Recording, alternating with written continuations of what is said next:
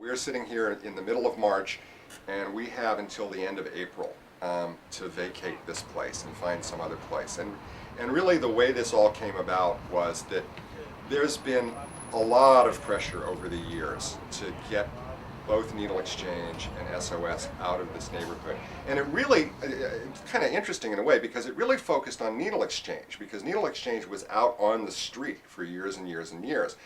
And that's where all of kind of the neighborhood attention was focused at that point, was, you know, get them out of here. And Downtown Seattle Association was a major player in that, in really putting a lot of pressure on both the city and the county to get Needle Exchange off the street. And so in September of '97, Needle Exchange did in fact get off the street, and they rented a storefront that we used to rent, which was a Latino day center. And at that point, we were all pretty much given assurance that this, this is it. This was our goal, was to get Needle Exchange off the street. It's off the street. We'll leave you alone.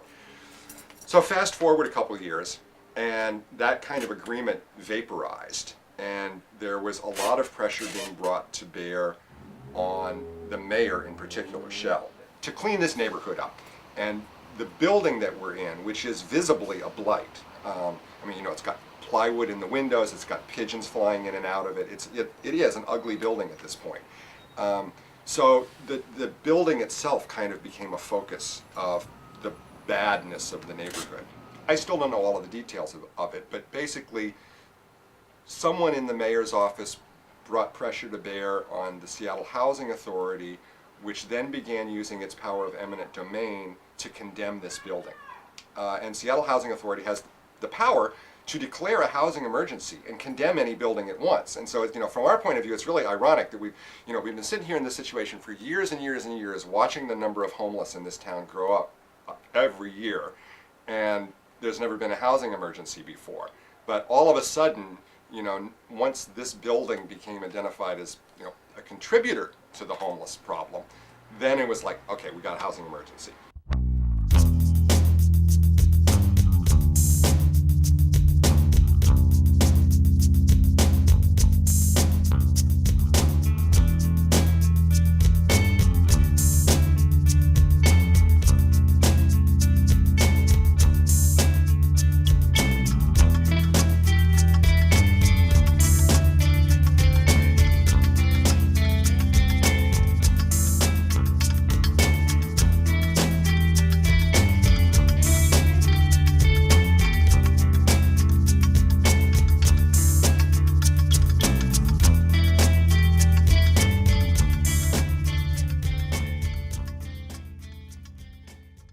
We're supposed to be moving out by the end of April, and it's going to really affect a lot of the clients here, because a lot of clients that access our facility here, they're not necessarily on drugs and alcohol. Some of the clients that come here, they're just homeless. A lot of times it's just not a direct result of drugs and alcohol. Just stuff go on, you lose your job, you get laid off, you're homeless. People are kind of skeptical about moving a drop-in center to the neighborhood, downtown area, because of the fact that the homeless population is going to come. And I know for a fact, because I've been homeless myself, that it's not a disease. You can't catch homelessness.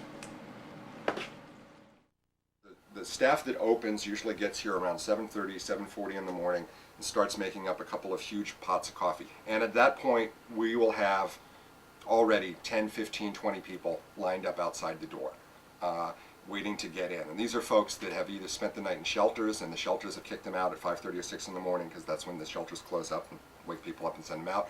Or there's people that have spent the night underneath the viaduct, sleeping outside, camping somewhere, and they're cold.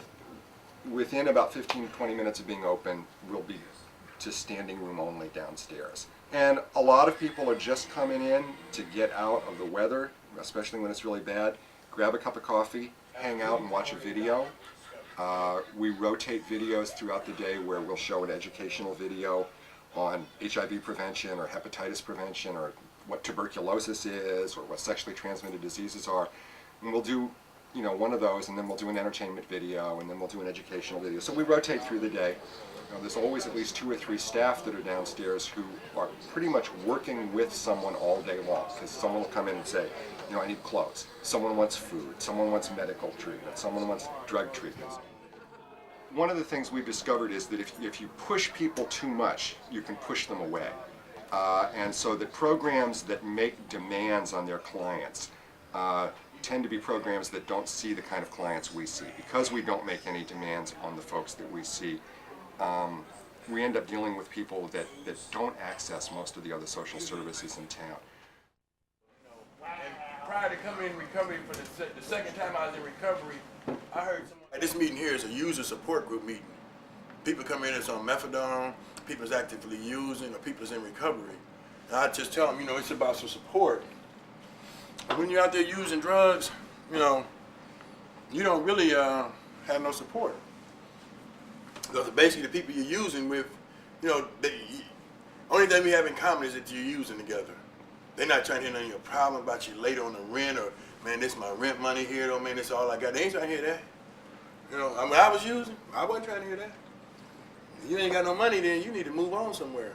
And that's how it is, Because didn't nobody come to me and say, well, you're going to do heroin and you're going to be sick when you don't have it and all that. It wasn't like that, And, I just started doing it. And for years and years, it sent me to the penitentiary, and it was like a revolving door. As you get older, like I say, I'm 65, and I started getting tired. The rigmarole, running the streets, trying to get fixed, and, first one thing and another.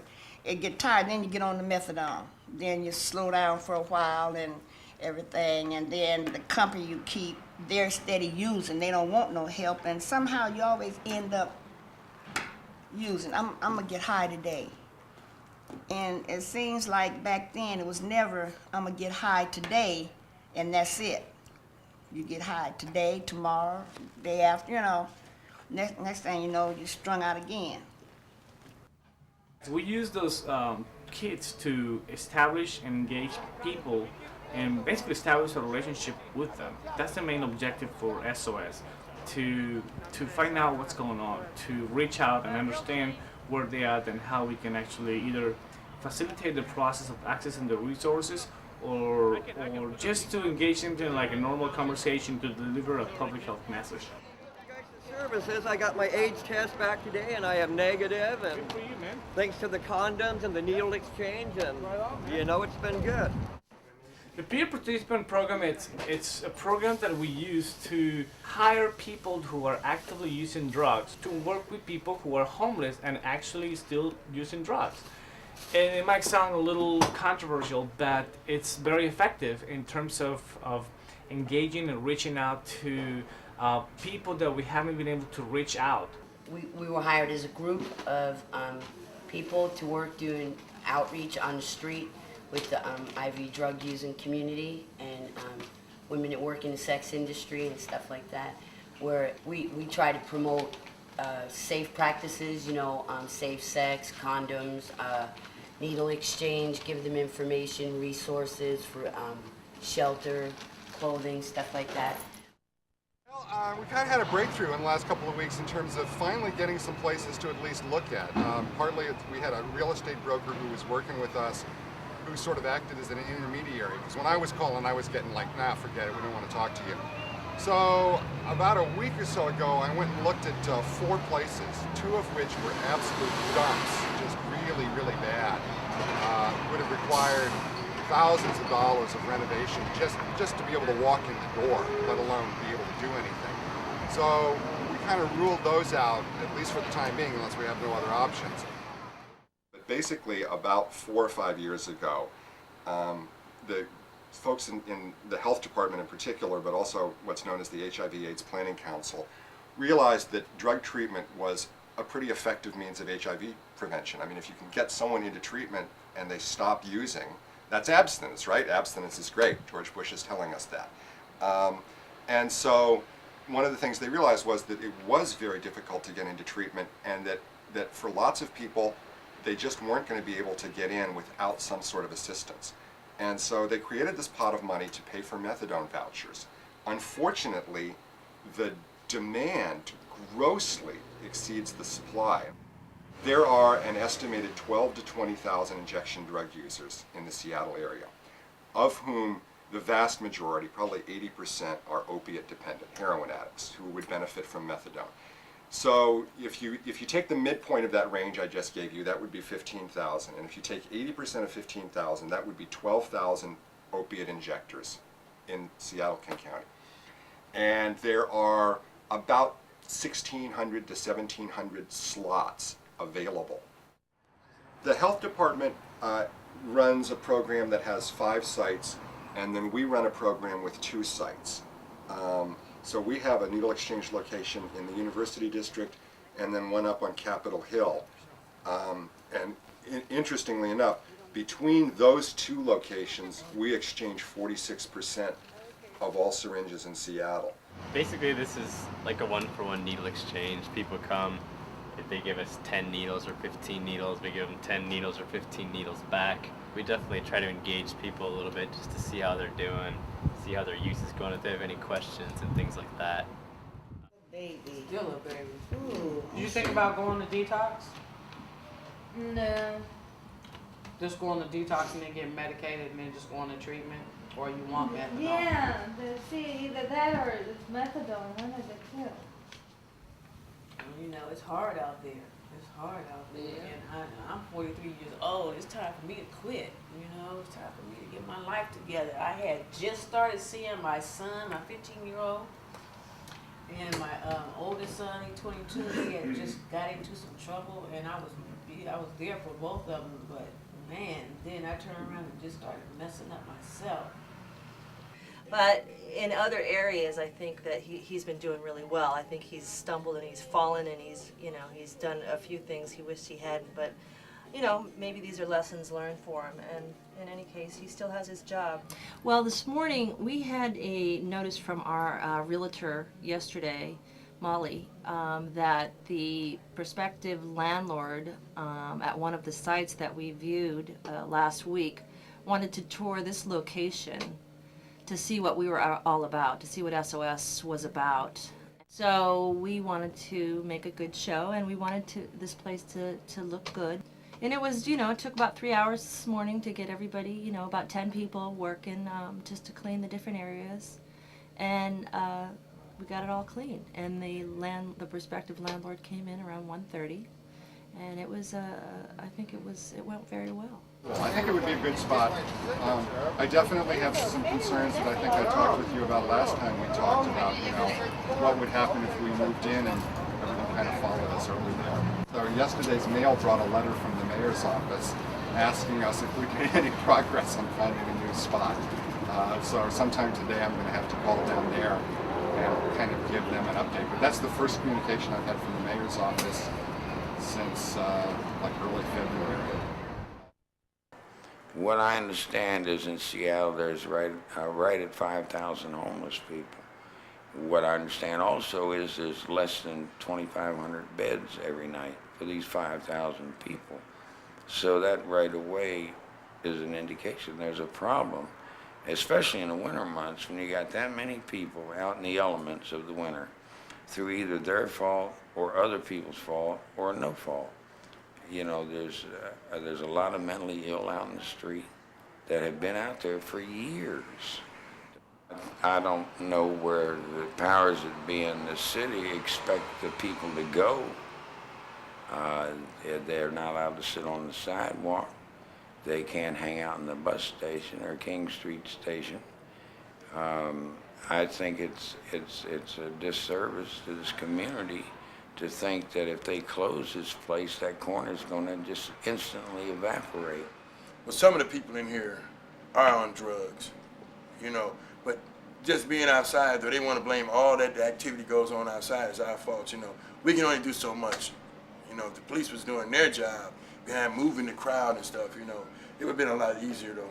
I don't think we would have had all these problems. And at one time they were saying, because of mismanagement, we weren't outside policing the whole block. That ain't our job. It's really not our job. If someone comes in here from around the corner and tell me that someone got beat up around the corner, I can get out and call 911. We get paid to work in here. We can go outside and kind of regulate and monitor what's going on outside, though. But hey, them folks with them badges and guns, that's their job. You know, you can tell people, you can only talk to people so much, you know. You can't force them. You can't just make them get away from out here. You know, hey, they tell you get your ass back inside. We got a message from the guy on Friday of last week saying that in principle they were agreeing to rent to us, but they needed some clarification on a whole bunch of issues. And one of the issues that they wanted to know about was a policy, well, a copy of any sort of code of conduct policies we may have. It's not really what we want. It's office space and it's a space to have meetings, but it's certainly not a drop-in center of any sort any longer. And that kind of activity is going to come to a screeching halt 2 weeks from now. And that, even if we get this place, we're going to have to basically be tight asses with people. They can be there for meetings and that's it. It's not going to be an open drop-in center. And as soon as people leave, we're going to have to go outside and say, man, you need to leave. But she's looking for an angle. She's an editor now. Did you know that? And that's what. Of features. Yeah.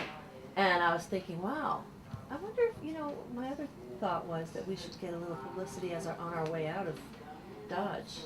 What do you think? Have a say goodbye to SOS or the end of an era, or? Oh no, there's part of me that says yes. There's this other part of me that says the further off the radar screen we are, probably the better off we are. Yeah, but Chris, we've been here for 12 years. I mean, we're not doing it for, actually, I would rather, if you don't want press involved, I would still want to do, I want to buy a big sheet cake and say,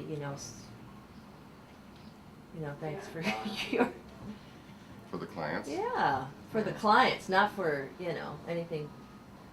But I would think that it would be kind of an interesting Well, I was actually, angle. I'm actually rethinking my thoughts. Well, originally I thought that we'd stay open and close everything up on Friday. But then I realized that I was going to be gone and that I didn't sit right with me. So now we're going to stay open till Monday. And we'll shut down Monday afternoon. And then pack everything up. Say goodbye to Second and Pike. Almost everyone who works at this place, came in here and used its services and went into treatment through here and then volunteered here and then ended up getting a job here. So this is not just, it's not like relocating a Hallmark store from one part of town to another. It's not like, you can just pack the bags up and move to Ballard and open up in another storefront and everything's the same and you're going to have the same customers and stuff like that. This is, a real loss for a lot of them, and they feel it really profoundly.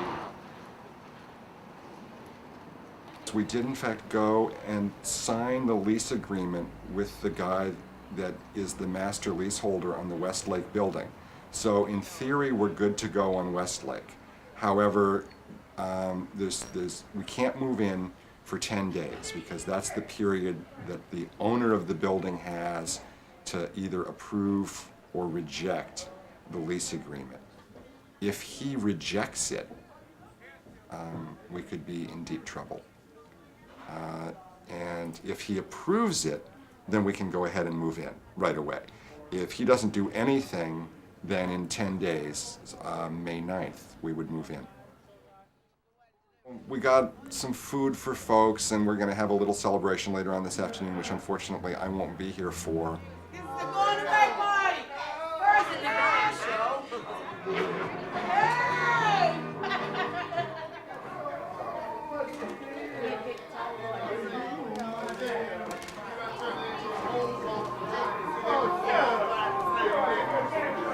Hey, dog. You gotta take...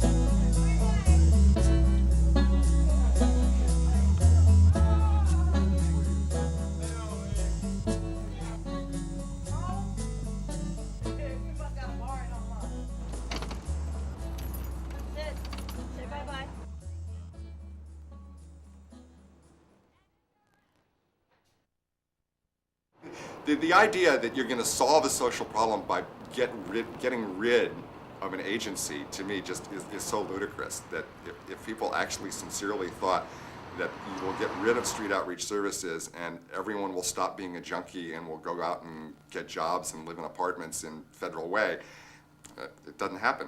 I actually got an email Thursday. We started moving on Friday, and so Thursday afternoon I got an email from someone who worked at the city saying, we need to be on the alert. The word has gotten out that SOS is moving, and there's some neighborhood opposition that's being formed. And so I was like, kind of, I guess naively, alarmed by that. Our argument from day one at 2nd and Pike was that we located in that neighborhood because that was where street drug activity had taken place. It had taken place in that neighborhood dating back to the 1970s, that we weren't creating the problem in that neighborhood, that we had located there because that's where the problem was, and that our purpose was to try and help solve that problem. You know, we've moved into a neighborhood that doesn't have that now. There is no street scene here.